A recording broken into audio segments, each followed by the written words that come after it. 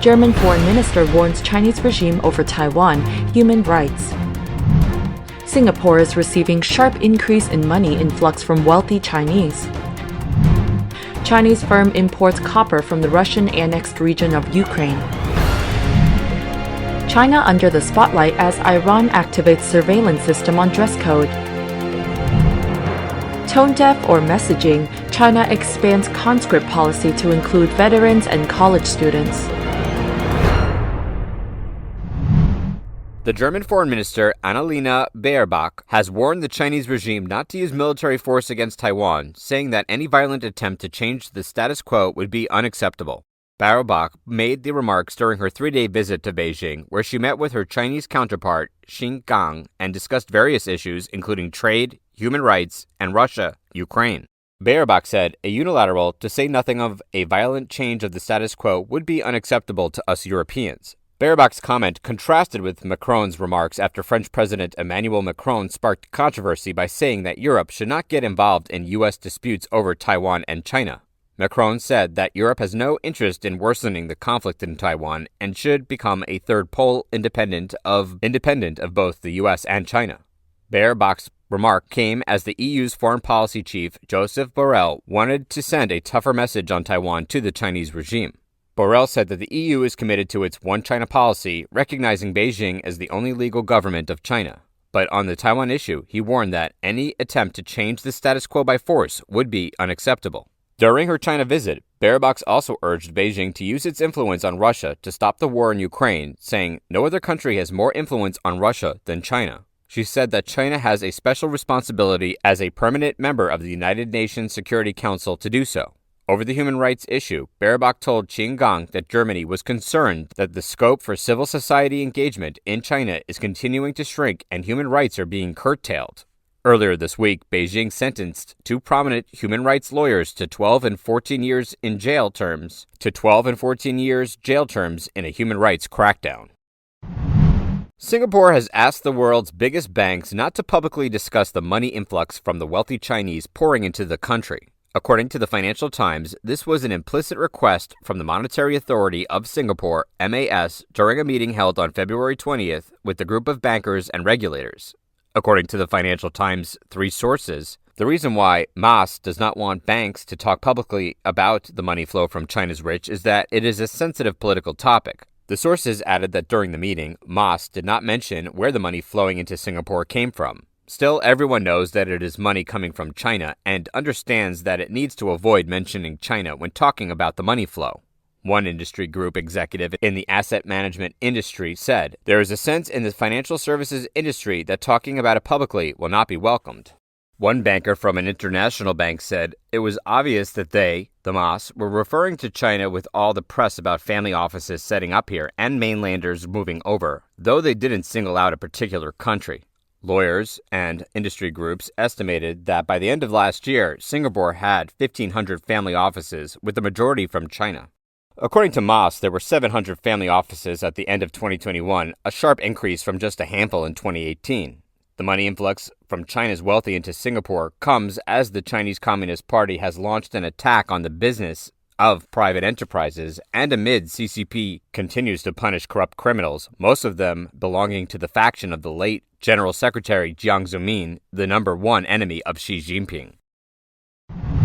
According to a Russian customs record, a Chinese company purchased copper alloy ingots worth at least $7.4 million from a factory in a Ukrainian area that Russia has seized and which is subject to Western sanctions. Based on the statistics, Reuters reported on April 14th that between October 8th, 2022 and March 24th, 2023, the Chinese company Suzhou Nova bought at least 3,220 tons of copper alloy in ingots valued at $7.4 million from the Debaltsevsky plant of metallurgical engineering. The facility is in the Donetsk area of eastern Ukraine, not far from the Luhansk border. Donetsk and Luhansk were 2 of the 4 Ukrainian regions President Vladimir Putin declared to be a part of Russia in September last year.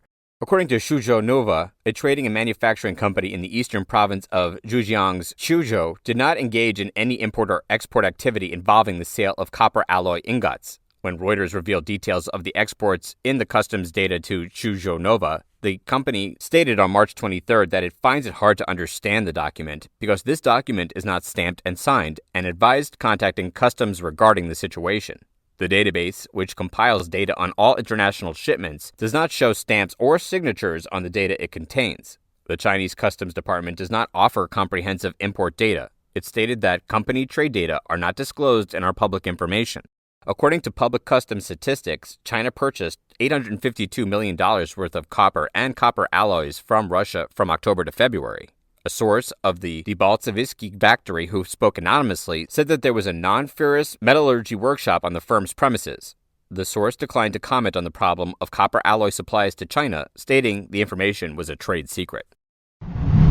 As Iran uses CCTV cameras to monitor women's dress code compliance, China is again brought into the limelight. According to Euronews, the Iranian government on April 15th said that the surveillance devices would detect and punish women if they failed to put their hijab on in public. In addition, violators are expected to receive warning text messages. Iran has not acknowledged if Chinese entities supplied the equipment. However, in 2021, both sides reportedly snuck a secret 25-year deal whereby Beijing would help Tehran become a complex surveillance state. Craig Singleton, senior fellow at the U.S.-based Foundation for the Defenses for Democracies, told Euronews he is convinced that China is lending Iran a hand in enabling such a monitoring system. In addition, he says that Chinese surveillance firms such as Tiandi, Hikvision, and Dahua could be interested in exploring new markets. The U.S. has sanctioned all three for their alleged involvement in Beijing's human rights practices. Singleton said Iran has transformed itself into a Middle East incubator for Beijing's techno-authoritarianism, in essence enabling Chinese firms to deploy their systems abroad to determine whether they are compatible with non-Chinese networks. He argued such a harmonization was necessary if these Chinese enterprises wanted to promote their supervision products to the oppressive regimes. Geopolitics could be another reason. He said Beijing's great power ambitions hinge, in part, on technological supremacy. He noted that it's a factor the U.S. and its partners have failed to take proper action against. Chinese facial recognition firm Tiandi has previously boasted about various projects it has in Iran on its website. When Iran cracked down on protesters last year, Reuters reported it deployed a robust surveillance system capable of observing landline, mobile, and internet communications. The supplier, the outlet said, was none other than the Chinese telecommunication firm ZTE, which used to be on the U.S. blacklist. Beijing announced changes to its conscription regulations and warned that veterans and well-educated college students would likely be drafted first if the country entered a state of war. Fox News reported on April 15th that China said the People's Liberation Army needs to be modernized to increase its fighting efficiency. However, adding the nation's best educated as priority draftees contradicts both Chinese and Western customs towards conscription. Heino Klink, former Deputy Assistant Secretary of Defense for East Asia and military attaché to China, told Fox News Digital it fits into the context of PLA modernization. Klink added the PLA has historically been a military based on conscripts from the countryside. I think Chinese President Xi Jinping is trying to further bolster his communist bona fide by ensuring that all segments of Chinese society are a part of the national military buildup. Many of the top colleges in China already have military departments where students can combine their education with military training.